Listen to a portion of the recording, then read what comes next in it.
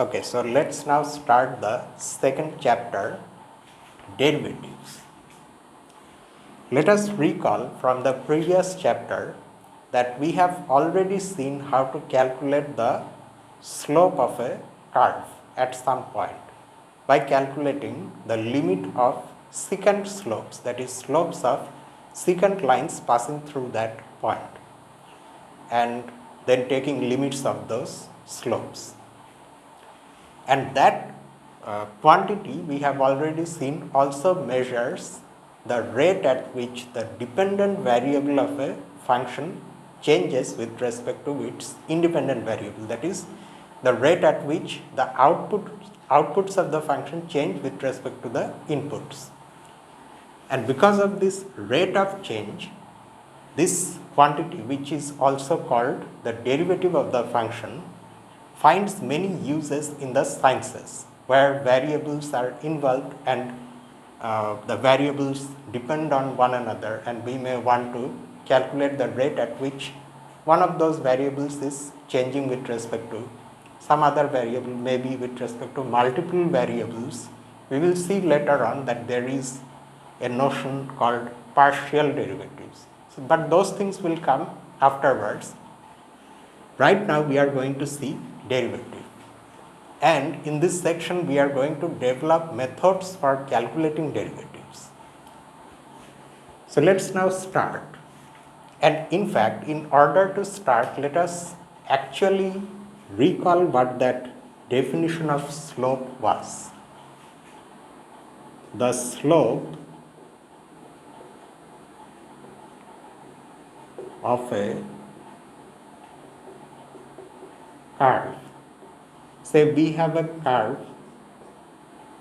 y equal to f of x. By this we of course mean the graph of this function. Okay. At a point x equal to x naught is this limit. We normally denote slope by m, limit as h approaches 0 of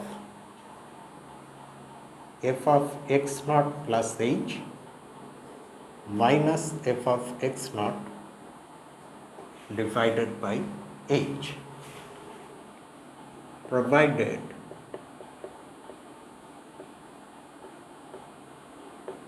this limit exists. Okay, so that is the slope of the curve or the graph of this function at this point. If this limit exists, then that is the slope. And that is also the derivative of this function at the point x naught. And in this section, we will define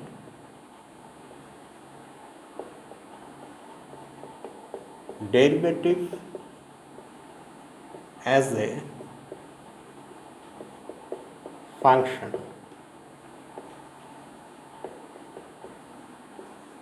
derived from the original function f by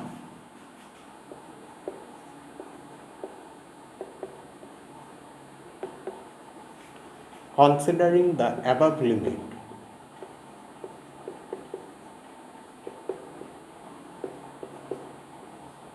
at every point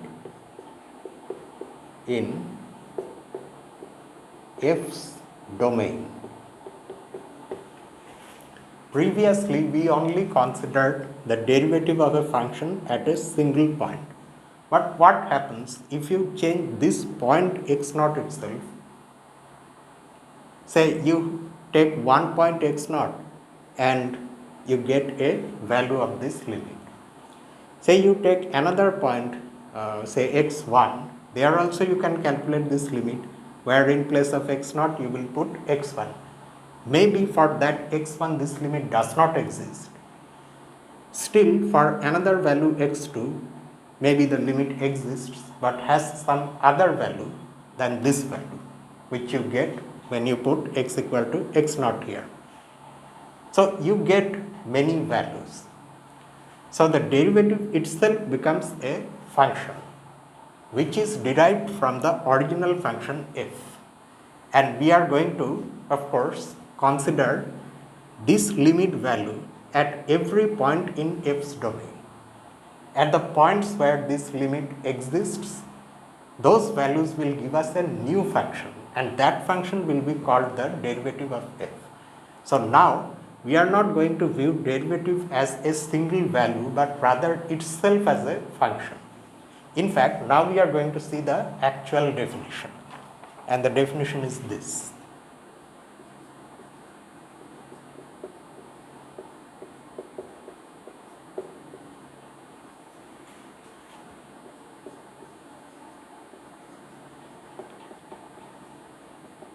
The derivative of f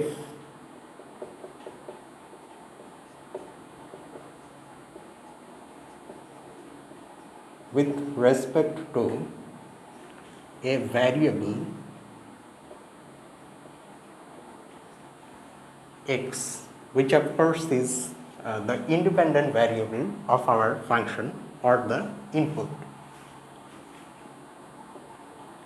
is the function. So here itself we are declaring that the derivative actually is a function itself.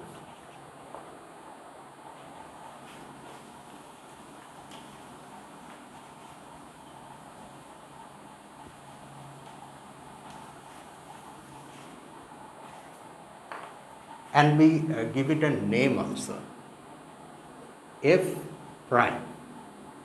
This name indicates also the fact that the original function is f, and besides that it has this prime. Is the function f prime whose, now we need to say what this function does, whose value at x is this. F prime of x is by definition this. Limit as h approaches 0 of f of x plus h minus f of x divided by h, and with the usual condition provided this limit exists. So naturally, this x at which we are calculating the derivative or trying to calculate, it all depends on whether this limit exists or not. That point, after all, needs to be a point in the domain of f. Why? Because otherwise f of x will lose meaning. No? If our input x is not coming from the domain of f, then f of x may be meaningless. That's why. And that too, there is no guarantee that for all x in the domain of f, this limit will exist. No, that is not necessary.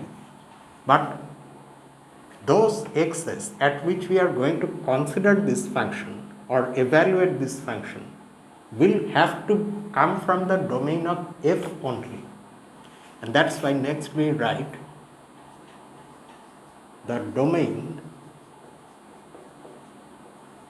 of f prime. Okay, now what about the domain of f prime? What type of x's are allowed here? The set of numbers or set of values, you can write values, or set of elements, okay, let me write like this, in the domain, perhaps I should write x, the set of elements x in the domain of f.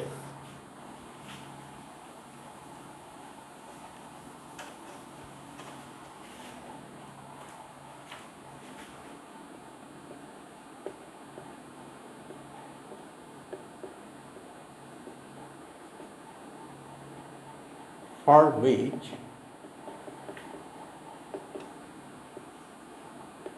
the above limit exists may be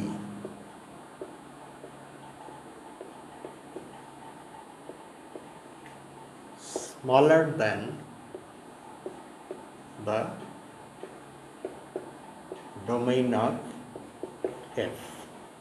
In other words, this limit may not exist at every x coming from the domain of f. So in that case, maybe a very small subset of the entire domain of f consists of those points at which this limit will exist, and only those values will constitute the domain of f prime. So the domain of the derivative f prime is always sitting inside the domain of f. Maybe it's equal to the domain of f, maybe it's smaller than the domain of f. If f prime of x exists, then we say that f has a derivative at x or is differentiable at x. So after, we have already given the definition, but now we are setting up some language for saying these things.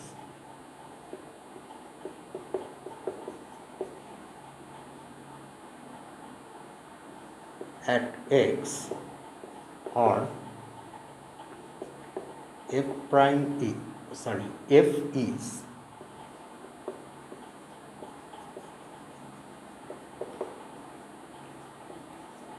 differentiable at x.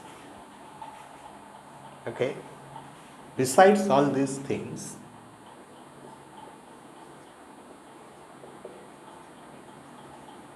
the process of finding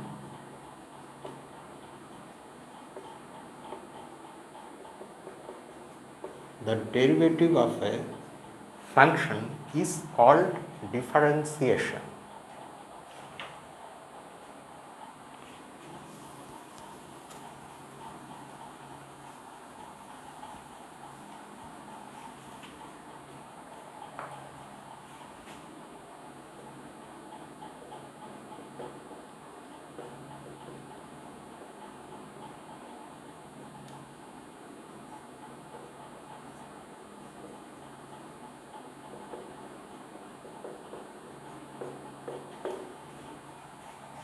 Okay. Next, we are going to see some alternative notation.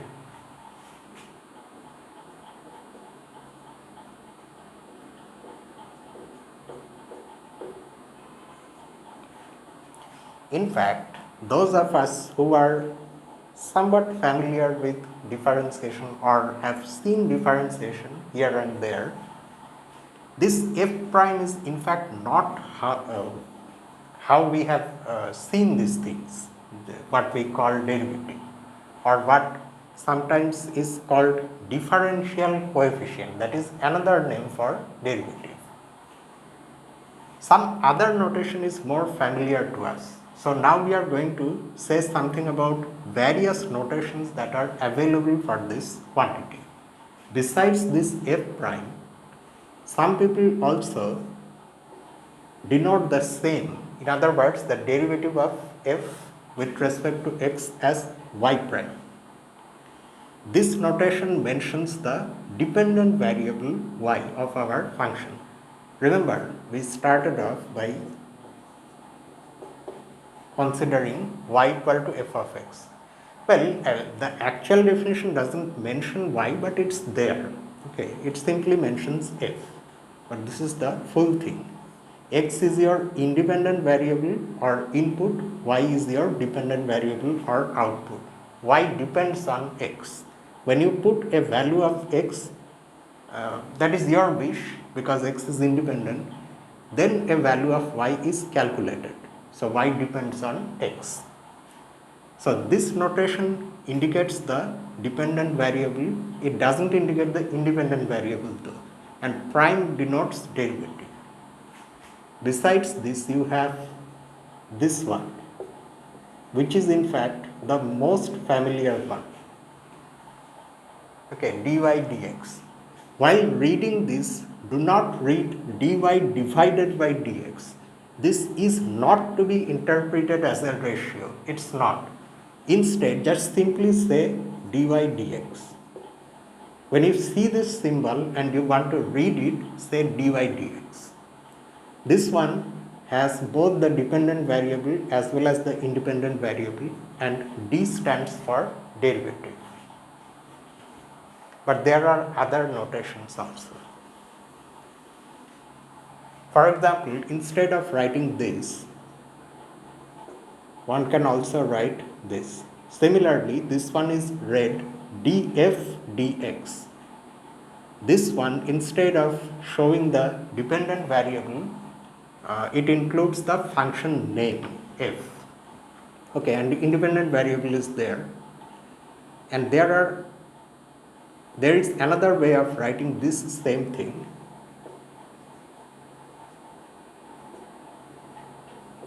This one is read as d dx of fx, which indicates the fact that differentiation is an operation.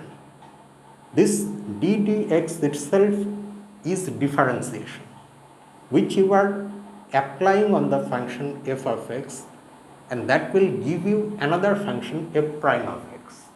Okay, so in that sense, differentiation is an operation or a process through which a function goes and gets transformed into another function.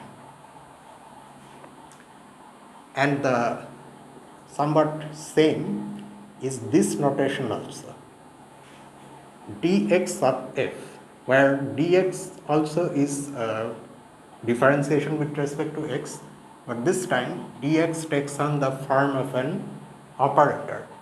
You will see this notation more when you study differential equations. And lastly, there is another one, y dot. Okay, this one is read y dot.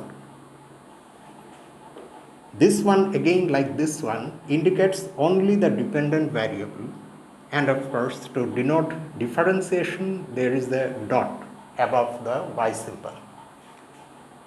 This one and this one are by Newton, whereas these were devised by Leibniz. Nowadays, this y dot, this dot notation is reserved primarily for time derivatives, where this dependent variable y depends on time. In place of x, you have t. Say y is the distance traveled by some particle and t is time, like that.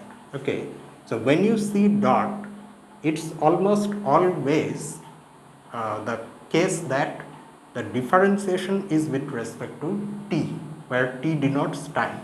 In other words, this is just this dy dt. Okay, so these are some notations using which you can denote derivative. And while reading any of these things, you should read like this. For example, while reading this one, you, instead of simply saying dy dx, you can also say what it is actually.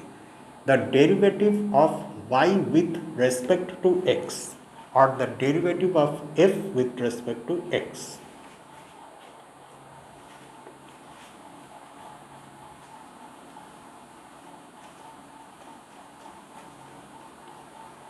Time derivatives are things which are so useful in make an appearance in the beginning of mechanics itself. For example, if you consider displacement, its time derivative is velocity. If you then differentiate velocity with respect to time, you get acceleration. Although strictly speaking, these things, displacement, velocity, acceleration, are vectors, not scalar functions. So those things will also come. Okay, we will see later on how you can differentiate a vector function with respect to a scalar independent variable. All right. Let us now see some examples. And in fact, let's start by recalling two examples in examples 2 and 3 of section 6 from the first chapter. We actually calculated derivatives of two functions, although at that time we were calculating slopes, but slopes are derivative. We saw that d dx of mx plus b, this was calculated in order to show that a straight line has constant slope at every point, which is m. And here m and b are arbitrary constants, and there was another one. The derivative of 1 over x with respect to x at any non-zero point x is minus 1 over x square. Okay, so these things have already been calculated. Now let's see further examples.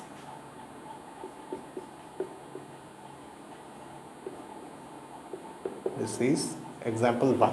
These are in the form of some questions. The first one is this.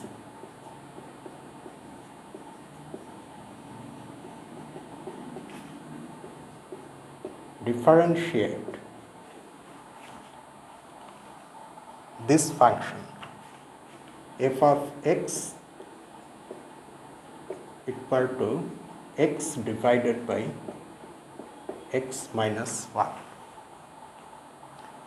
You can clearly see that the natural domain of this function is the set of all real numbers from which 1 has been removed, because there we have a problem. The denominator becomes 0. At every other real number, the function has a value.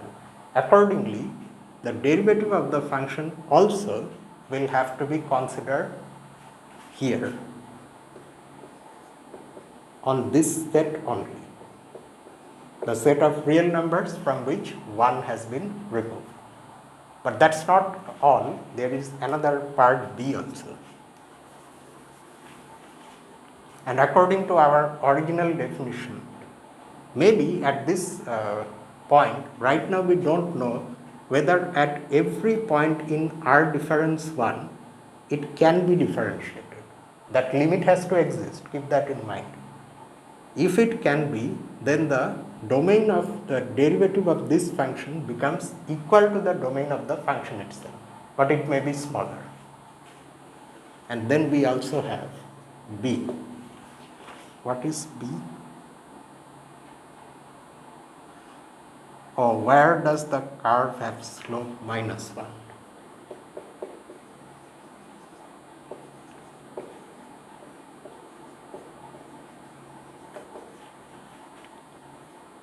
Y equal to f of x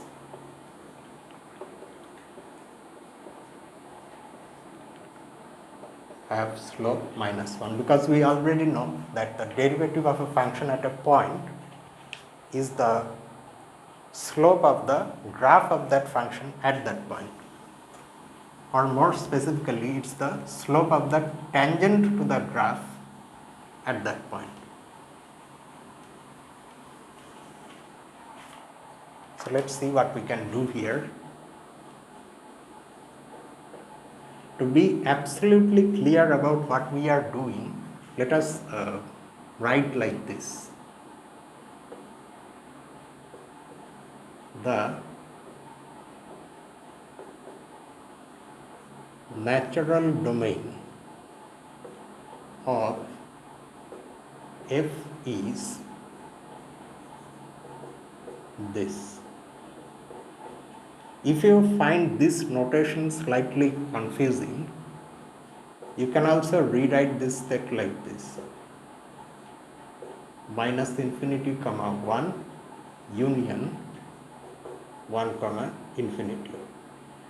This way of writing is more calculus-like than this one. But anyway, this is the set. So on this set only we are going to differentiate. Now, for x belonging to this set, this type of things are usually pushed under the rug. We do not really pay too much attention about where the independent variable should lie. But it's a good thing to make it a habit that from now itself we think of these things, so that when we transition from calculus to analysis, we will already be used to these things. Okay, so anyway, let's now find the limit.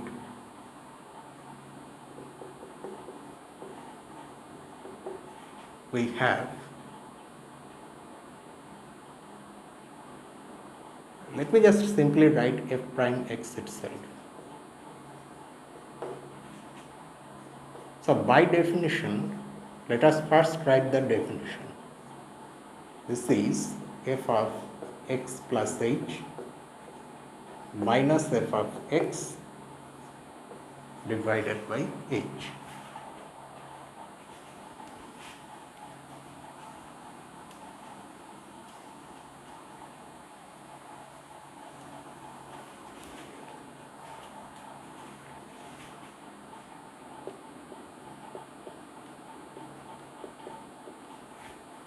Alright, now what is the function? The function is x divided by x minus 1. So at x plus h, it will be x plus h divided by x plus h minus 1 minus x divided by x minus 1 divided by h. Now let us stop here itself and think of something. Let me just draw the real line and show you something.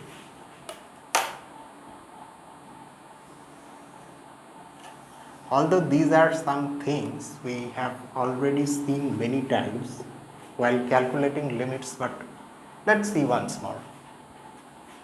Say this is your point 1 and this is your point 0, and of course you have the other points. Now what are we assuming? We are assuming that x is in R difference 1. In other words, x is here somewhere, but x is not equal to 1. Alright. Now as h is approaching 0, right? What happens to x plus h? X plus h naturally approaches x. Now this can happen in one of the two ways. If h is approaching 0 from the right side, in other words, h is greater than 0 but it's becoming smaller and smaller and smaller and it's coming towards 0. In that case, x plus h is greater than x, but it's also becoming smaller and smaller and coming towards x from the right side. Now, x may lie here to the left of 1 or to the right of 1. Okay, fine, we do not have any problem with this part because already we are assuming that x is not equal to 1. However, we do not really know what x plus h is. In fact, h is changing.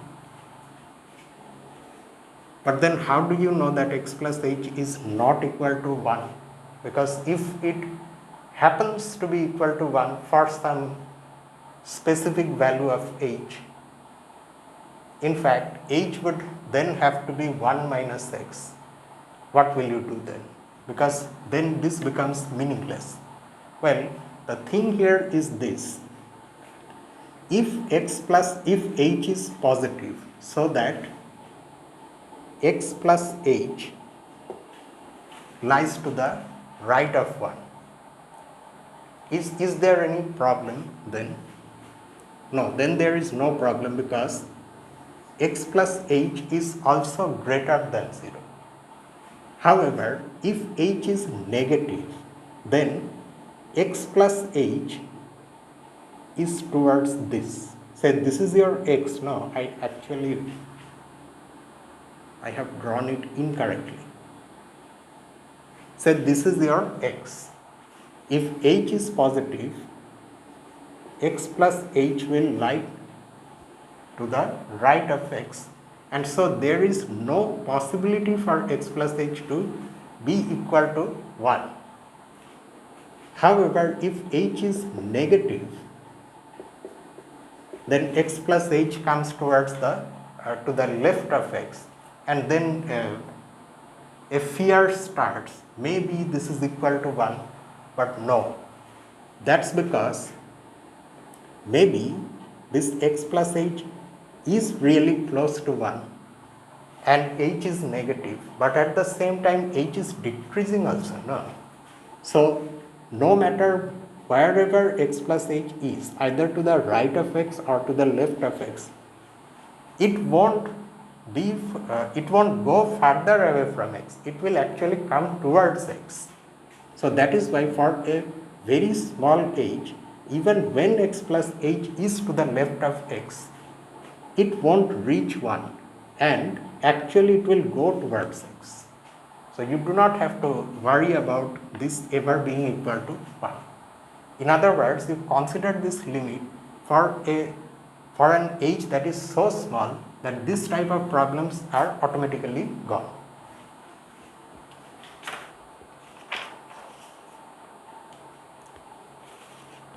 I wanted to bring this up so that we do not become just too casual and start doing calculations with limits as if this is algebra. We have to keep these things in mind, because sometimes they can cause problem.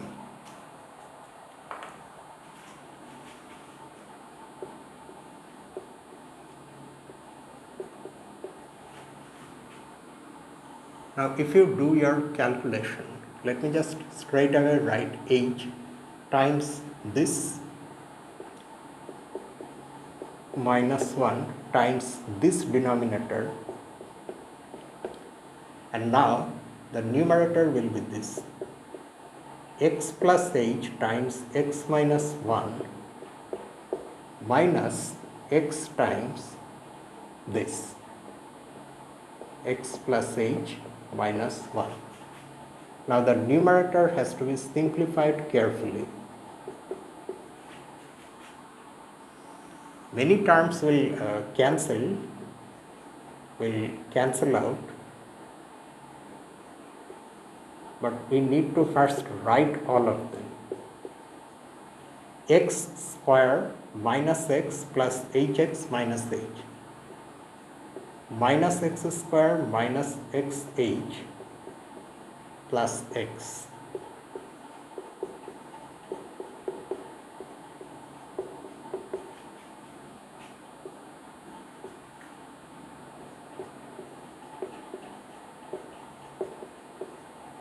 So x square minus x square, they will be gone. Minus x plus x, that's also gone. Hx minus xh gone. So only minus h will survive.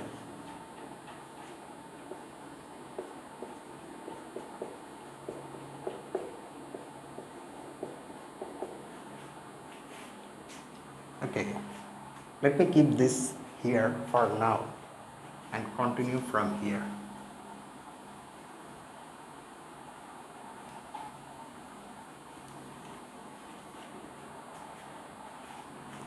because h actually is not equal to 0, so the numerator h and the denominator h will vanish, and we will have this. And here, as h approaches 0, x plus h minus 1 approaches x minus 1, and that's why the limit becomes minus 1 divided by x minus 1 whole square. So you notice that this is the derivative of our function f at any point x, but what type of x? X not equal to 1. And we also see that that means at every x in R other than 1, the function can be differentiated. So this is a function whose derivative has the same domain as the original function. Okay, so that is the derivative. And now we go to part B. And this derivative is actually the slope of the curve. And we now want to find the points at which the curve will have slope equal to minus 1. The curve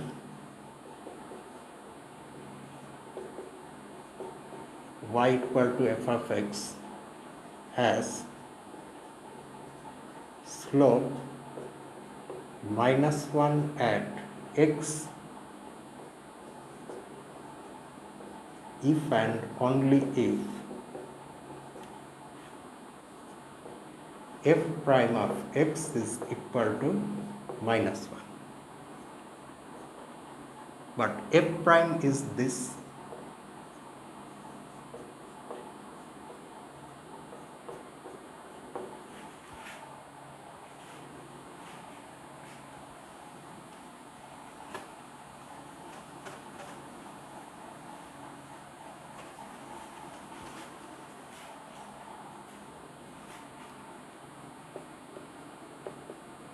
So this becomes equivalent to this, and so we are going to have two values of x, 0 and 2. At when x is 0, then let us also see what the function values are at these points. When x is 0, f is again 0. That means whatever the graph of this function is, it passes through the origin. And at origin, the slope of the graph will be equal to minus 1. And there is another point, 2. So this one is equal to 2.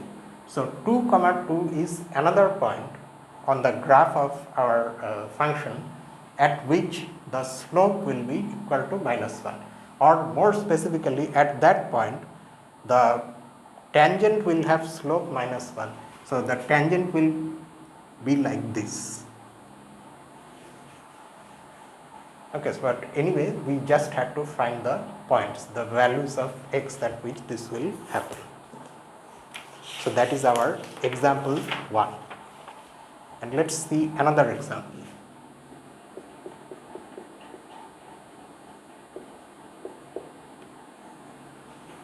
This one is also similar but with another function. Find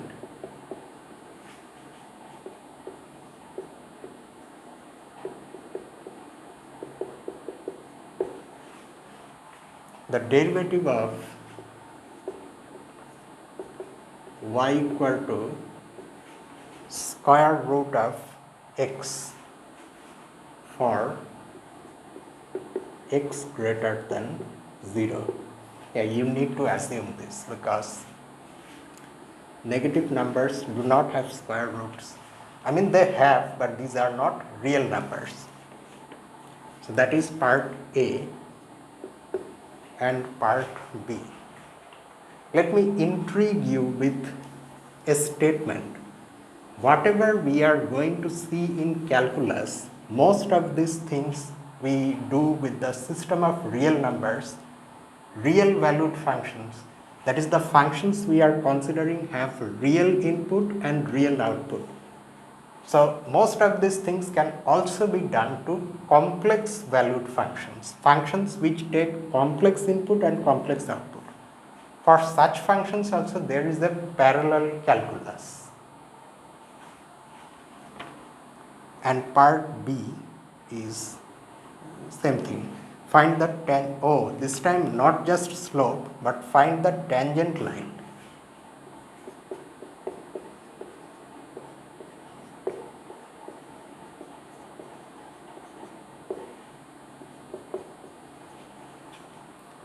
Find the tangent line to the curve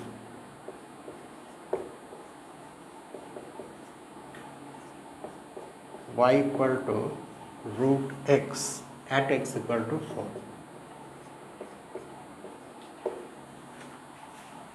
Although there are similarities between this ordinary calculus and that complex calculus, but there are some things that happen in that complex version of calculus which is nothing like what we see in ordinary calculus.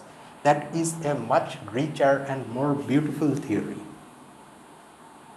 And one may at first think that the complex calculus has no application in the real world, but that's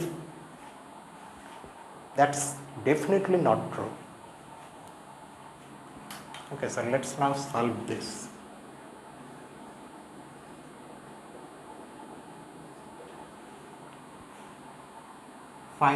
First of all we have to find the derivative. We had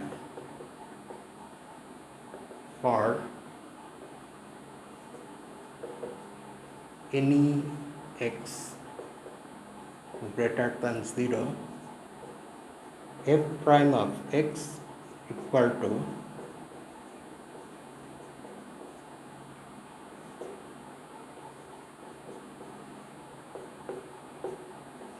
minus f of x divided by h. Here also such considerations can be had. Okay. For example, you have x here, say this is your 0, so x is greater than 0, that means x lies to the right of 0. X may be very close to 0. And if your h is negative, then x plus h will lie to the left of x. So there is a possibility that if h is too negative, then x plus h becomes negative. But we do not consider such h. Even when h is negative, we take h so small, depending on how close x is to 0, that x plus h stays positive. So that when we calculate this f value, which is square root of x plus h, we do not run into any problem.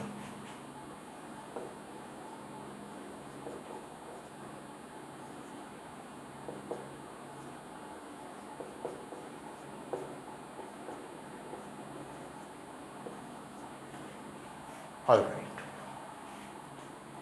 Now we are going to apply that trick which often is called rationalizing. Well, here it's not rationalizing denominator, but we are going to do something similar. Rationalizing the numerator, you can call it if you want. But what we do, we have run out of space. Let me write like this. Let me do it there.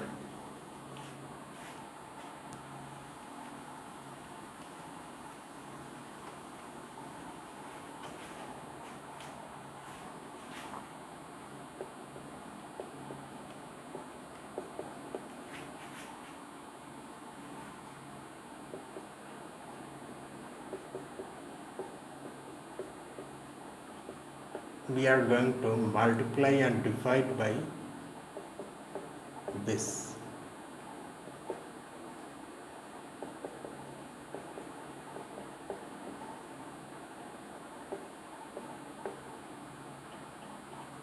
Again, you can do this because this quantity is non-zero, taking everything into account about x and h that I have said here. Okay, not only is it non-zero, but it's actually positive.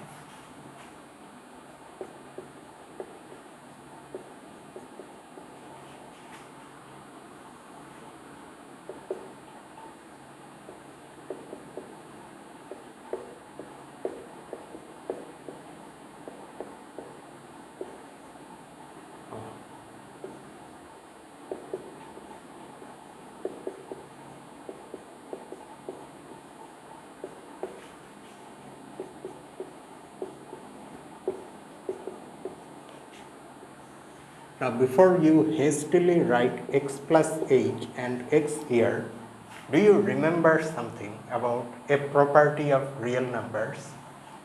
Namely, that you can cancel square and square root only if you have a non-negative number here, x plus h. Similarly, here also you can cancel the square and square root only when you have a non-negative real number. And in fact, here you have to have a non-negative real number even without any square, because these are under the radical sign. So the quantities themselves have to be non-negative. X plus h has to lie to the right of 0. Otherwise, this is meaningless.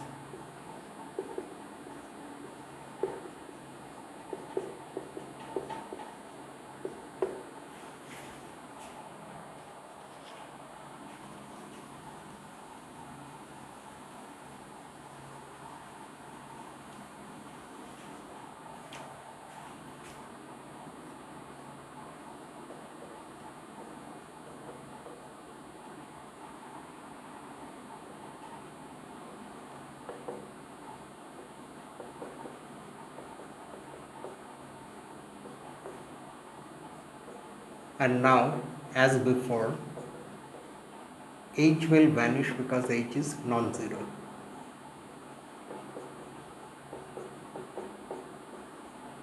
And finally, applying the various limit laws, as h approaches 0, square root of x plus h approaches square root of x. So you get this.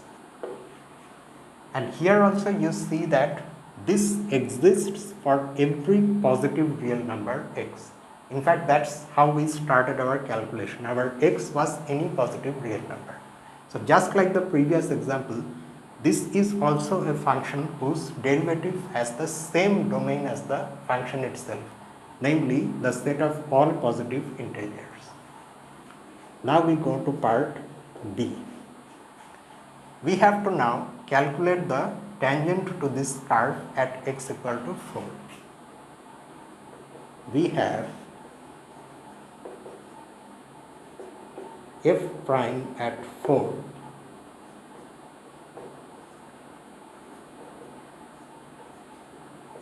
So this is 1 over 4. And what is this? This is the slope of the tangent at the point x equal to 4. Let's mention that, which is the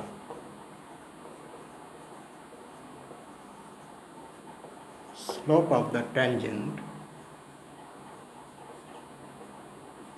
to y equal to root x at x equal to 4.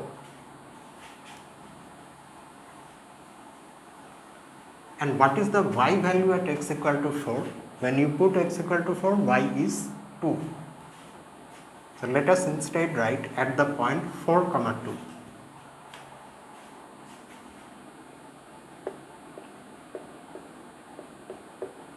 Hence, the equation of the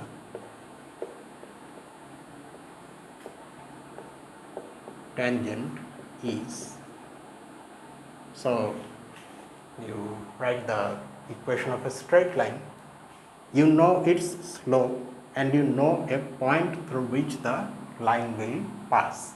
So you use the point slope form of the equation. and it will be y minus 2 is equal to slope times x minus the x coordinate of the point through which it passes.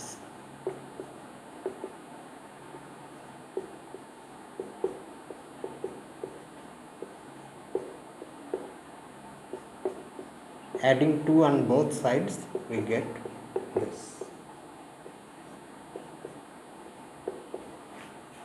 So this is your tangent at that point. In fact, I want you to do a small verification. I want you to go to this on the internet. You go over there and type Desmos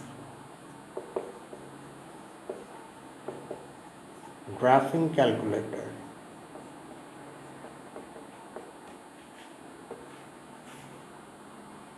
Go to that site, you type this, okay. It will immediately give you the graph of this function. Below that equation you type this, that will immediately give you the tangent. And then below that you simply type 4 comma 2 within parentheses. That will give you that point also. And you will see that this is actually the tangent to this graph, to the graph of this at this point. Okay, please do it and verify that whatever we have found here is in fact true. So let me just stop here itself. There are many other things that we are going to see next in this chapter. But for tonight, this is all. So see you tomorrow with a new upload. Until then, this is me, Lucifer from A Mathematical Room. Have a nice night.